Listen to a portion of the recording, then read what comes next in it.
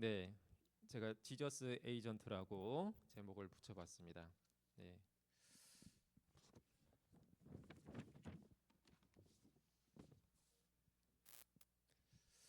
네 오늘 본문은 바로 본론으로 들어가면 오늘 본문은 사도라는 말 한번 띄워주시면 사도, 예, 아포스틀로스라고 이제 헬라어를 쓰는데 사도라는 말의 의미가 보내심을 받은 자라는 의미잖아요. 이 단어가 처음으로 등장합니다. 마가복음에서 처음으로 이 사도라는 말의 단어가 처음으로 등장하는 본문이 오늘 본문입니다. 사도 보내심을 받은 자라는 의미를 가지고 있습니다. 예수님의 제자로 우리가 살아간다고 할 때 보내심을 받은 자라는 정체성을 우리가 이제 갖게 되는데요. 물론 우리가 열두 사도와 같은 그런 사도는 아니죠. 예. 그 성경에서 얘기하는 사도, 열두 사도는 그 12명한테만 고유하게 이제 부여된 이름이고 오늘날은 사도라는 명칭을 쓰지는 않지만 예수님의 제자라는 의미로 예수님을 따라가는 그 제자 의미로 사용하고 있긴 합니다. 그래서 여러분 세 가지를 좀 나누고 싶은데 보냄받은 예수님의 제자로 보냄받은 자는 예수님의 제자로 예수님의 대리자로 살아가야 합니다. 예, 다음 넘겨주시면 이 대리자라가 이제 에이전트라는 이제 의미를 가지고 있어요. 예, 대리한다, 대리자. 예, 뭐 스포츠 에이전트는 많이 들어보셨죠? 뭐 누구 뭐 이강인 선수의 뭐 에이전시 뭐 이런 마찬가지 그런 의미인데 오늘 본문 우리가 읽었던 6장 7절 말씀을 보시면 저렇게 돼 있어요. 열두 제자를 부르사 둘씩 둘씩 보내시며 더러운 귀신을 제어하는 권능을 주시고 예수님이 열두 제자를 불러서 둘씩 둘씩 짝지어서 이제 전도 여행을 위해서 둘씩 둘씩 보내셨어요. 여러분 예전에 제가 예수님의 제자를 부르신 목적에 대해서 한번 말씀을 드린 적이 있는데 기억나십니까? 예.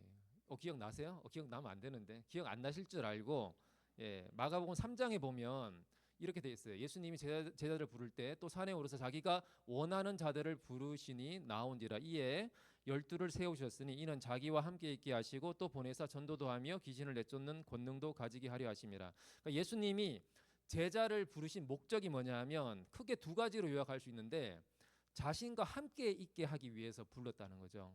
예. 다시 얘기하면 예수님의 임재 안에 거하고 하나님의 임재 안에 거하는 삶을 살게 하기 위해서 부르셨고 또 하나는 하나님 나라를 전파하기 위해서 보내기 위해서 부르셨다는 거예요. 그러니까 예수님이 제자를 부르신 목적을 두 가지로 간단하게 요약하면 본인과 예수님과 함께 하기 위해서 부르셨고 또 보내기 위해서 부르셨다는 겁니다. 예수님께 우리가 보냄을 받으려면 다시 얘기한 파송을 받으려면 먼저 예수님과 함께 있어야만 합니다. 이게 먼저예요. 그래서 요한복음 15장 5절에 보면 나를 떠나서는 너희가 아무것도 할 수 없다라고 예수님 말씀하셨죠.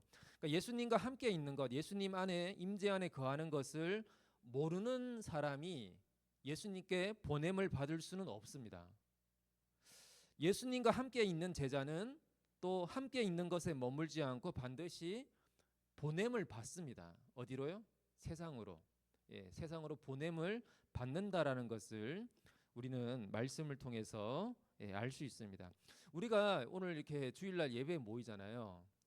혹은 매일매일 큐티하고 경건의 시간을 갖잖아요. 그러니까 어떻게 보면 여러분이 기도하는 시간, 경건의 시간을 갖는 시간, 이 주일날 함께 모여서 예배 드리는 시간은 하나님과 함께 하고자 하는 시간이죠. 하나님과 함께 하고자 하는 시간을 우리가 지금 보내고 있는데 우리가 이 시간을 보내는 이유는 어떻습니까? 세상의 위협이나 제약으로 물든 그 세상으로부터 우리가 보호받기 위해서 또 우리가 이제 세상에서 경험했던 여러 가지 지친 마음, 우리 힘든 영혼을 하나님 안에 나와서 회복하고 이렇게 다시 살아나기 위해서 영적인 안전지대로 우리가 피신하는 것이 목적입니까? 이 시간이 목적입니까? 아닙니까? 맞습니까? 사실 맞습니다. 그 목적으로 우리가 함께 오는 거죠. 그 목적 없습니까, 여러분? 있어요. 예. 근데 그 목적만은 아닌 거죠. 반만 맞는 거죠. 예. 하나님 나라를 전파하기 위해서 또한 세상으로 보냄 받기 위해서 우리가 하나님의 임재하는 이곳에 함께 하는 것입니다. 그래서 대부분의 예배 때 마지막 찬양을 무슨 찬양이라고 합니까? 파송 찬양이라고 그러죠. 예. 세상으로 보내는 파송 찬양인 이유가 그것입니다. 우리가 주일 예배 끝나고 혹은 셀 모임이 이제 끝나고 나서 우리가 좋은 교제, 좋은 시간, 회복되는 시간을 잘 보내고 나서 내일 생각하니까 내일이 월요일이다. 내일 출근하기가 너무 싫은데, 학교 가기가 너무 싫은데 이런 마음이 사실 들잖아요. 예, 사실 그게 드는 게 정상이긴 하지만 내일이 안 오면 좋겠는데 그런 마음이 들 수 있지만 하지만 우리가 이 시간 함께 모여서 예배하는 주님 안에서 함께하는 이 시간은 보냄 받은 자로서 세상으로 다시 나가라는 그런 목적이 있다라는 것을 기억해야 합니다. 대부분이 이 사실을 모른 채 약간 피신하는 개념으로 주일날 예배에 오는 그런 생각들이 오히려 더 많은 것 같아요. 근데 물론 그게 틀린 건 아니지만 여기서 회복하고 다시 우리는 세상으로 보냄 받는 자라는 정체성을 가지고 다시 가야 된다라는 것을 우리는 꼭 기억해야 됩니다. 왜냐하면 이 보냄의 기원은 예수님이에요, 사실. 예수님이 부활하시고 제자들에게 나타나셔서 요한복음 20장 21절에 보면 이렇게 이런 말씀을 하세요. 한번 띄워주시면 예수께서 또 이르시되 너희에게 평강이 있을지어다. 하나님 아버지께서 나를 보내신 것 같이 나도 너희를 보내노라.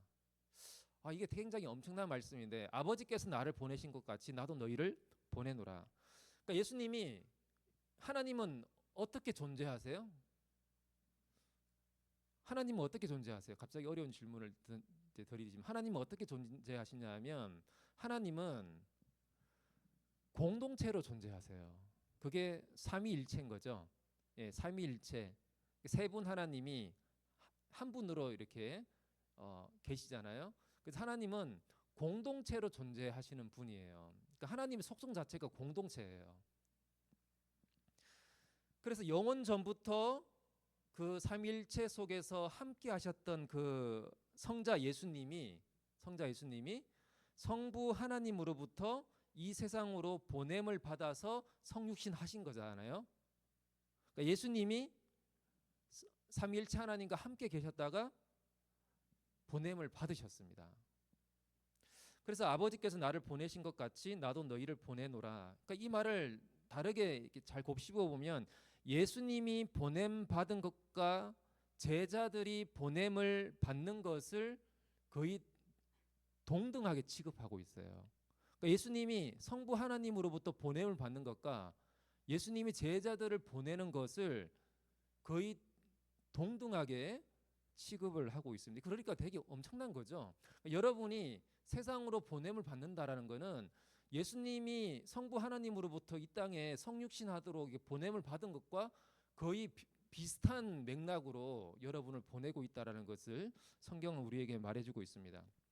여러분 이 보내다라는 말 이제 넘겨주시면 이게 헬라어 의미가 누군가를 대리하기 위해서 권한을 위임받은 대표자나 대리인을 보낸다는 의미입니다. 중요한 거는 권한을 위임받았다는 거죠. 그러니까 당사자의 권한을 가지고서 대리한다라는 것을 의미하는 단어입니다. 그래서 예수님이 12제자들이 오늘 본문에 보니까 파송하잖아요.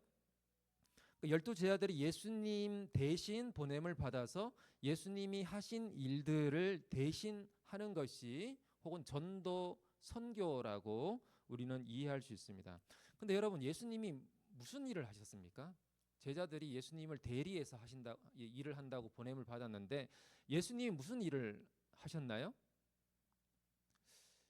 우리가 마가복음을 계속 보고 있는데 마가복음 1장에서부터 보면 마가복음 1장 15절 말씀을 보시면 이렇게 되어 있어요. 이르시되 때가 찼고 하나님의 나라가 가까이 왔으니 회개하고 복음을 믿으라 하시더라.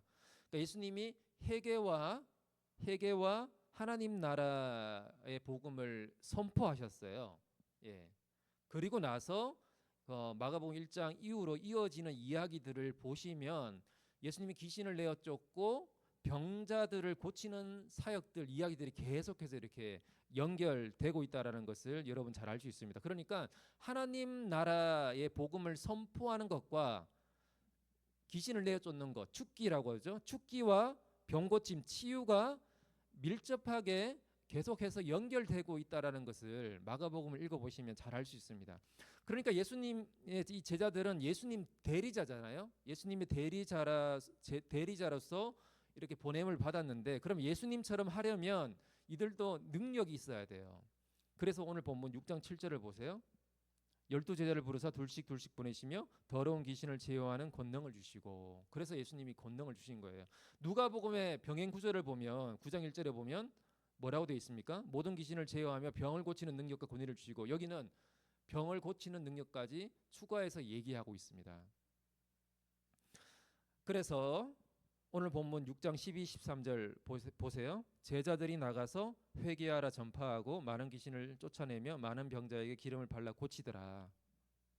예수님이 하신 일을 대리해서 똑같이 하고 있다라는 것을 볼 수 있습니다.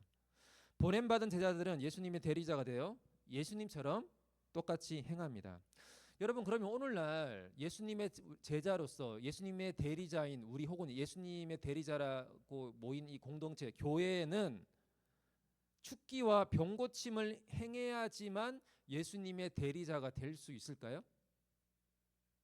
네. 여기서 이제 고민이 생기죠. 예.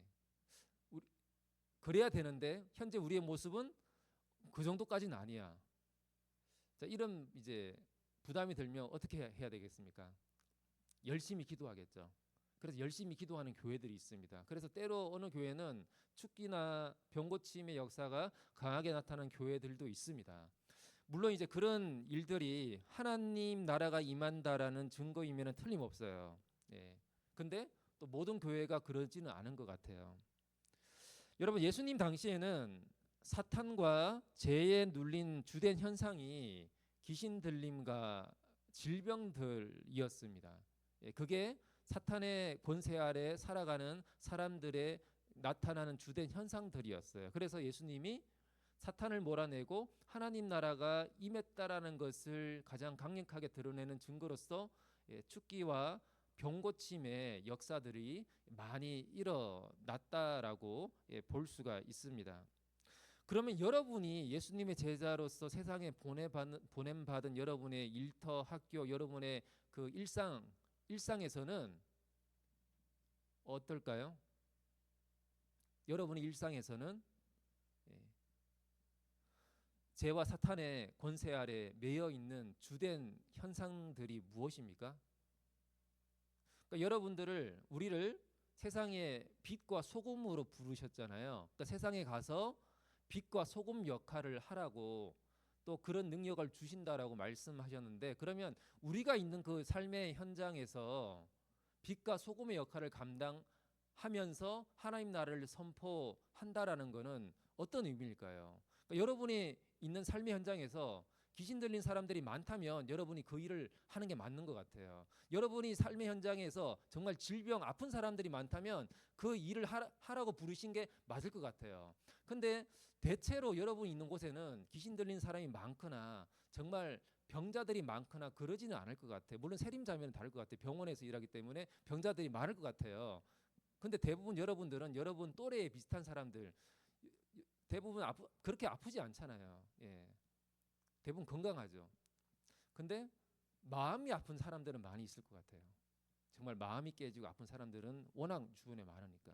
혹은 다른 여러 가지 현상들로 눌려 있고 힘들어하는 사람들이 있을 것 같아요. 그러면 그 상황에 맞게끔 여러분이 빛과 소금의 역할을 하라고 하나님 여러분을 그 현장에 보내셨다라는 것을 기억하십시오. 그리고 그것을 할 수 있도록 여러분에게 하나님의 능력을 부어 주신다라는 것을 기억해야 합니다. 핵심은 우리의 능력이 아니라 하나님의 능력으로 보냄을 받아서 가야 한다라는 것이죠. 보냄 받은 자로 살아가기 위해서 우리는 하나님의 능력을 받아야 됩니다. 받아야 돼요. 그냥 가는 게 아니죠. 그러나 무엇보다 기억할 것은 우리가 여러분이 여러분의 삶의 현장으로 보냄을 받았다라는, 보냄 받은 자라는 정체성을 꼭 기억하십시오. 세상에 있다가 교회로 모이기 위한 정체성이 아니라 교회에서 함께 해서 다시 세상으로 보냄받은 자라는 정체성을 우리가 갖고 살아가야 된다라는 것을 여러분 꼭 기억하시면 좋겠어요. 근데 사실 이게 힘들더라고요. 왜냐하면 아직 청년의 때 진로에 대한 여러 가지 복잡한 상황과 정해지지 않은 미래와 혹은 어딘가에 이제 뭐 정해져서 진로를 갔지만 아직 초년생이잖아요. 사회 초년생이고 내가 보냄받은 자란 정체성을 갖고 살아가려고 마음먹고 갔는데 막상 가서 보니까 뭐가 더 시급합니까? 생존이 더 급해요. 생존하기가 너무 힘들어요. 적응해야 되고 생존해야 되고 막. 그러니까 이게 너무 여러분한테 크기 때문에 내가 보냄받은 자란 정체성을 갖고 살아간다라는 게 참 쉽지 않은 한국 사회 같아요. 예. 근데 그렇지만 내가 생존해야 되는 게 너무 크지만 그렇지만 내가 이곳에 보냄받은 자구나 라는 정체성을 꼭 기억하시기를 바랍니다. 두 번째로 보냄받은 자는 하나님의 공급하심을 신뢰하며 살아가야 합니다. 오늘 보면 8절에서 10절을 보시면 이렇게 되어 있죠. 명하시되 여행을 위하여 지팡이 외에는 양식이나 배낭이나 전대의 돈이나 아무것도 가지지 말며 신만 신고 두 벌 옷도 입지 말라 하시고 또 이르시되 어디서든지 누구의 집에 들어가거든 그곳을 떠나기까지 거기 유하라. 예수님께서는 일반적으로 여행의 필수적인 준비물로 생각되는 것들을 이렇게 금하셨어요. 양식이나 돈을 넣는 전대나 또 뭐 식량을 보관한 주머니 이런 것들을 가지지 말고 필요한 여분의 옷도 지니지 말고 그냥 지금 내가 입고 있는 옷 그리고 신발 신고 있는 신발 그리고 지팡이 이것만 가지고 가라고 하십니다. 사실 이 모습은 출애굽 시대 때 이스라엘 백성들의 그 모습을 연상시키는 이제 내용이에요. 여러분 출애굽 12장 11절 말씀 보시면 이렇게 되어 있습니다. 너희는 그것을 이렇게 먹을지니 허리에 띠를 띠고 발에 신을 신고 손에 지팡이를 잡고 급히 먹으라. 이것이 여호와의 유월절이니라. 그러니까 출애굽할 때 백성들이 급히 나가야 되잖아요. 그래서 옷을 입고 신발 신고 그렇게 이제 저녁을 먹고 그 새벽을 지나면서 이렇게 급하게 나온 거예요. 그러니까 입고 있는 옷, 신발, 지팡이 정말 최소한의 것만 가진 채 가라는 거예요. 그렇게 가라고 합니다. 여러분 이스라엘 백성들이 출애굽 그 한 이에 40년 광야 생활을 보낼 때 되게 정말 기적 같은 일이 있습니다. 뭐 다른 기적들이 많지만 눈여겨 보지 않는 기적 중에 하나가 이거예요. 신명기 29장 5절 말씀 보시면 이런 말씀이 있습니다. 예, 우리 다이가 졸리는 것 같으니까 우리 한번 같이 한번 읽도록 하겠습니다. 네, 시작. 주께서 40년 동안 너희를 광야에서 인도하게 하셨거니와 너희 몸에 옷이 낡아지지 아니하였고 너희 발에 신이 헤어지지 아니하였으며. 여러분 입고 있는 옷 한 벌과 신고 있는 신발 한 켤레로 40년 동안을 잘 버텼다는 거죠. 이게 정말 기적인 것 같아요. 예. 어떻게 버텼는지는 모르겠어요. 지금 입고 있는 옷과 신발이 40년 이상을 갈 정도로 너무나 좋은 아이템이었던지 아니면 중간중간에 하나님이 직접 어떻게 만들어서 이렇게 자주 계속 공급해 주셨는지는 모르겠지만 40년 동안 이렇게 잘 유지가 됐다는 거죠. 네.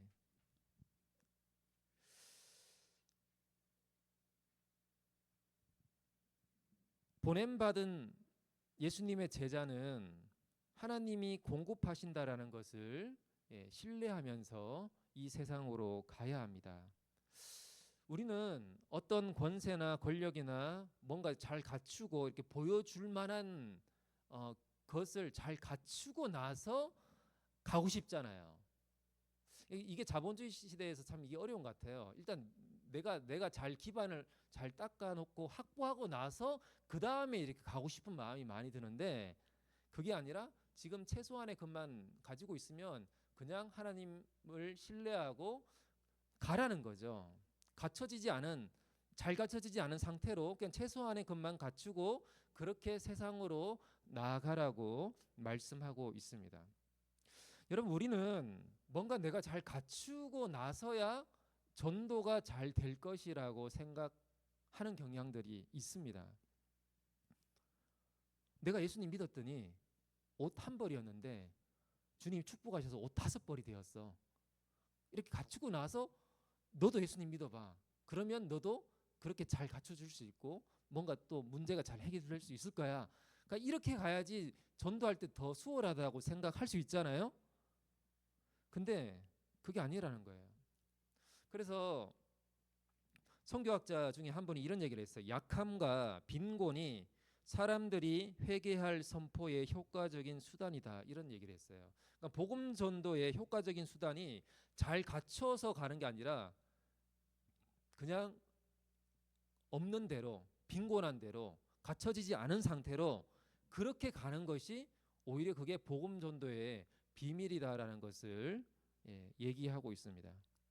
여러분이 삶의 현장에서 여러분 주변에 있는 사람들에게 복음을 전할 수 있는 근거는 상대방보다 여러분이 더 잘 갖추고 더 나은 형편이기 때문이 아니에요. 그게 아니고 여러분이 보냄받은 자고 하나님이 공급하신다는 것을 믿고 나아가기 때문에 그곳에서 복음 전도에 영향력이 나타난다라는 것을 여러분 꼭 기억하시길 바래요. 예전에 제가 군 생활할 때 제가 한 3년 정도 이렇게 약간 직업 군인처럼 장교로 군 생활한 적이 있거든요. 그러니까 처음에 초반에 갔을 때 너무 이제 장교긴 하지만 처음에 들어가면 다 이등병처럼 어리버리해요. 저도 이제 처음에 너무 어리버리했고 미숙하고 막 맨날 이렇게 깨지고 막 너무 이렇게 비참한 삶을 살았어요. 그러니까 숙소가 있는데 제 숙소 옆에 다른 이제 부사관 친구, 하사 친구인 숙소가 있었어요. 그래서 약간 안면이 있어서 주로 이제 제가 그 친구가 그 방에 없을 때도 제가 종종 이제 혼자 들어가서 TV를 봤어요. 제 방엔 TV가 없어가지고 그러니까 가서 TV를 종종 보고 있으면 그 친구가 들어와요. 마치 제가 마치 주인인 것처럼 이렇게 누워 있으면 그 친구가 와서 왔냐고 이렇게 인사하고 이렇게 그렇게 가끔 이렇게 같이 TV 보고 놀고 있는데 자기는 이게 그런 얘기를 하더라고. 갑자기 자기는 밤에 혼자 이렇게 TV를 볼 때 무서운 내용이나 무서운 영화나 이런 게 나오면 그 밤 하루 종일 잠을 못 잔다고 그런 얘기를 했어요. 갑자기 뭐 얘기하다가 TV 보다가 왜 그러냐고. 자기는 이상하게 무서운 장면이나 그런 걸 보면 밤새도록 잠이 안 오고 계속 꿈도 꾸고 무섭고 약간 그렇다고 막 그런 얘기를 했어요. 근데 그 얘기를 듣다가 그냥 제가 어 그냥 아무 기대 없이 그러냐고. 그러면 예수님 믿으면 예수님이 가장 센 분이기 때문에 무서운 영이나 귀신들이 예수님이 성경에 보면 많이 쫓아내시고 이렇게 다 이렇게 쫓아내고 물리칠 수 있다. 예수님 믿으면. 그래서 안 무서우려면 예수님 믿으면 효과가 있다. 그런 얘기를 해줬어요. 어떻게 생각하냐? 저 괜찮은 것 같다. 그렇게 갑자기 얘기를 하더라고요. 장난으로 꺼냈는데 그러면 영접 기도를 하자. 그래서 이제 그때 같이 영접 기도를 했어요. 실제로 이 친구가 진지하게 예수님을 그때 이제 영접하고 이제 믿었어요. 네, 저는 장난으로 꺼냈지만 그 후로 어떻게 됐는지 잘 모르겠지만 효과가 있었던 것 같아, 진짜. 예. 근데 나중에 이 친구를 보니까 전역하고 나서 약간 SNS를 통해서 보니까 어느 교회 청년부에서 이렇게 막 찬양팀을 하고 있더라고요. 열심히 신앙생활하고 있는 걸 봤어요. 그러니까 그때 그걸 생각해 보면 제가 이 친구보다 뭐 더 나은 형편, 더 뭔가 갖추고 막 그런 게 아니라 똑같이 이렇게 막 찌질하고 똑같이 어리버리하고 막 그런 상태에서 그냥 이렇게 그냥 편하게 얘기하다가 그렇게 소개했는데 의외로 그 친구가 복음을 영접하고 이렇게 신앙생활을 하는 것을 보게 됐습니다. 그러니까 여러분 복음 전도라는 게 막 갑자기 막 비장한 마음으로 막 그렇게 하시는 뭐 그럴 때도 있겠지만 꼭 그럴 필요는 없는 것 같아요. 그냥 여러분의 일상 속에서 동료들이랑 함께 그냥 학교 친구들 뭐 직장에서 뭐 이렇게 그냥 대화하다가 그러니까 슬쩍슬쩍 이렇게 그냥 편하게 그냥 한 번씩 꺼내면 되는 거예요. 그냥 뭐 내가 더 잘나서 그런 것도 아니고. 여러분 세 번째로 보냄받은 자는 거절을 경험할 것이라고 말씀합니다. 오늘 본문 6장 11절 말씀 보면 이렇게 되어 있죠. 어느 곳에서든지 너희를 영접하지 아니하고 너희 말을 듣지도 아니하거든. 거기서 나갈 때에 발 아래 먼지를 떨어버려 그들에게 증거를 삼으라 하시니, 예수님의 대리자로서 세상에 보냄 받은 삶을 살아가면 반드시 거절을 경험합니다. 부정적 반응을 여러분 경험하게 될 것입니다. 여러분 오늘 우리가 읽었던 6장 7절에서 32절 중간에 빼먹었지만 이 전체 구조를 보면 여기도 샌드위치 구조예요. 기억나시죠? 야이로 혈류병 여인처럼 샌드위치 구조로 되어 있습니다. 전도를 위해서 제자들이 보냄을 받고 전도에서 돌아오는 내용으로 되어 있는데 중간에 세례 요한이 헤롯 왕에게 참수당하는 내용이 삽입되어 있습니다. 이렇게 샌드위치 구조로 되어 있거든요. 여러분 이 세례 요한의 참수당하는 이야기가 보냄받은 제자들의 이야기를 해석하는 연결고리라는 것을 볼 수 있죠. 이 샌드위치 구조로 되어 있기 때문에. 다음 넘겨주시면 여러분 세례 요한이랑 세례 요한 다음 시간에 우리가 볼 세례 요한 이야기랑 예수님 이야기가 굉장히 닮아 있는데 잘 안 보일 텐데 제가 소개해드리면 헤롯 왕이 세례 요한이 죽은 자 가운데서 살아났다라고 그런 말을 해요. 근데 예수님도 뒤에 가면 어떤 청년이 예수님이 죽음에 살아났다라고 말하고요.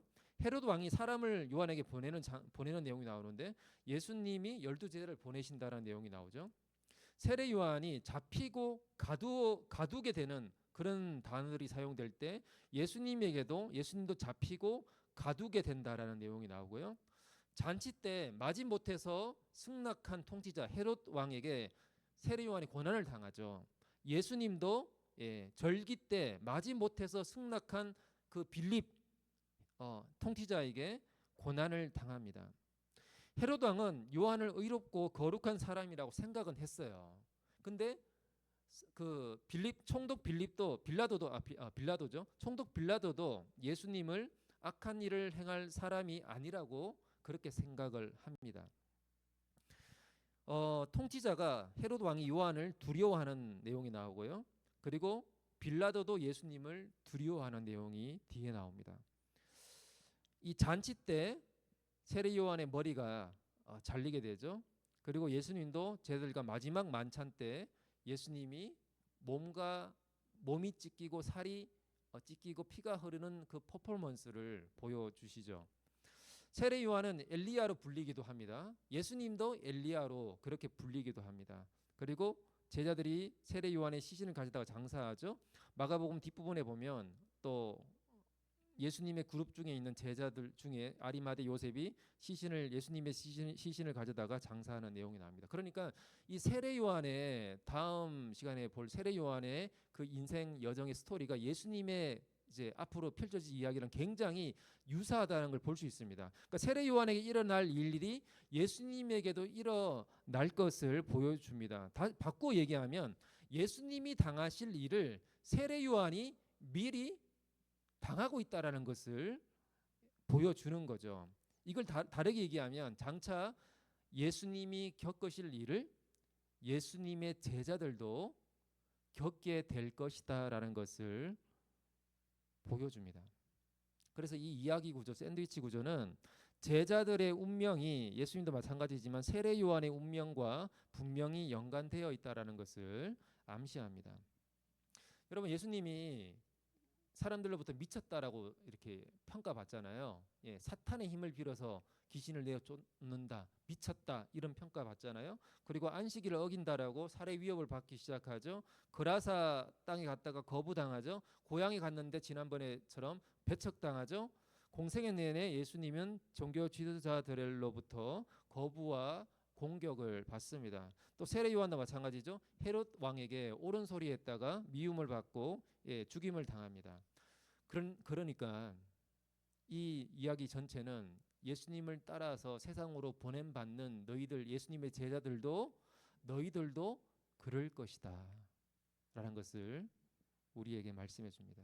그러나 너희들이 거절당하는 것은 너희들이 거절당하는 것이 아니라 예수님이 거절당하는 것이기 때문에 그들에게 그 증거를 삼아서 종말론적 심판이 나중에 임할 것을 알도록 하면 된다. 그러니까 거절받더라도 인내하면서 이 길을 세상으로 보냄 받는 길을 계속 가라라고 우리에게 말씀해 줍니다. 여러분, 그래서 이야기 전체는 세례 요한도 그렇고 예수님이 당한 길을 세례 요한도 그렇고 예수님의 제자들도 비슷한 길을 걸어가게 될 것이다라는 것을 우리에게 말씀해 주잖아요.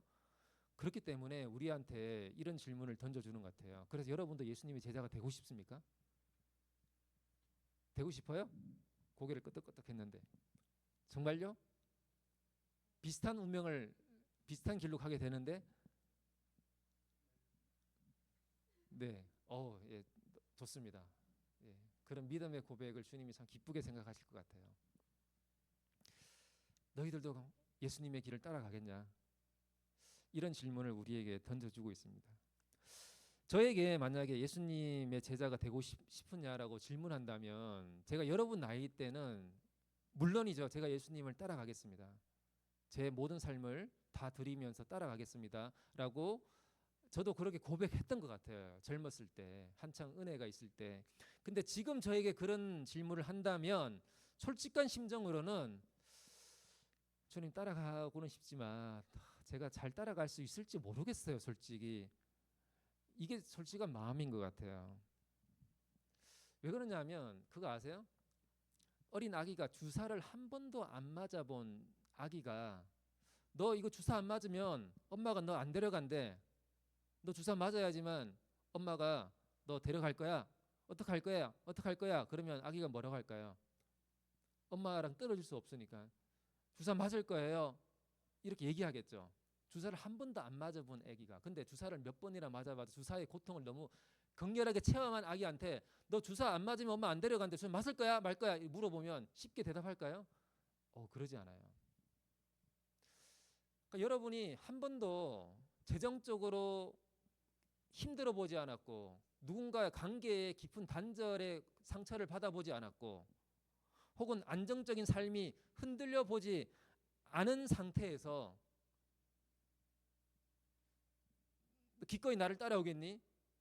예, 주님, 제가 주님 따르죠. 물론 그 마음이 진짜겠죠. 진짜긴 한데 그거랑 경제적 결핍을 굉장히 깊이 경험하고 사람들과의 상처를 깊이 경험하고 때로는 내가 가장 붙들고 있는 안정적인 그 기반이 흔들려 보고 난 다음에 너 그럼에도 불구하고 또 그런 경험이 올 텐데 그럼에도 불구하고 나를 따라오겠니? 라고 질문을 하면 그때는 쉽게 대답이 나오지 않는다라는 걸 경험합니다. 물론 지금 여러분은 그걸 실감하지 못할지도 모르겠어요. 나이가 들면서 점점 이제 그렇게 되더라고요. 그래서 신앙은 지금 내가 주님을 기꺼이 따라가겠습니다라는 그 고백도 너무나 아름다운 고백이지만 때로는 여러분이 인생의 여러 가지 어려움들을 겪고 나서도 그럼에도 여러분이 나를 따라오겠니라고 질문을 할 때마다 쉽게 대답이 나오지 않는 자신을 발견할 때도 있을 거예요. 앞으로 인생을 살아가다 보면 그러면 그때도 너무 자기를 자책하거나 그러지 말고 내가 진짜 예수님을 따라가는 그 성장의 길로 가고 있는 거구나라고 그렇게 이해하시면 좋겠어요. 그 쉽게 대답이 안 나오는 게 정상 같아요. 저는 그런 마음으로 주님을 따라가는 여러분이 되면 좋겠어요. 마지막 하나 말씀드리고 마치고 싶은데 우리가 10월 13일 날 야외 찬양 예배 방학 사거리에서 작년에 했던 야외 찬양 예배 및 전도를 기획하고 있습니다.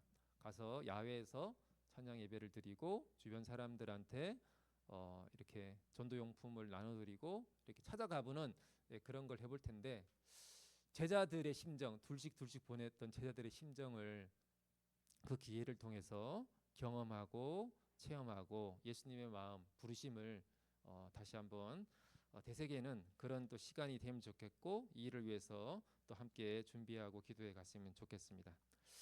네, 우리 한번 다 같이 우리 기도할 때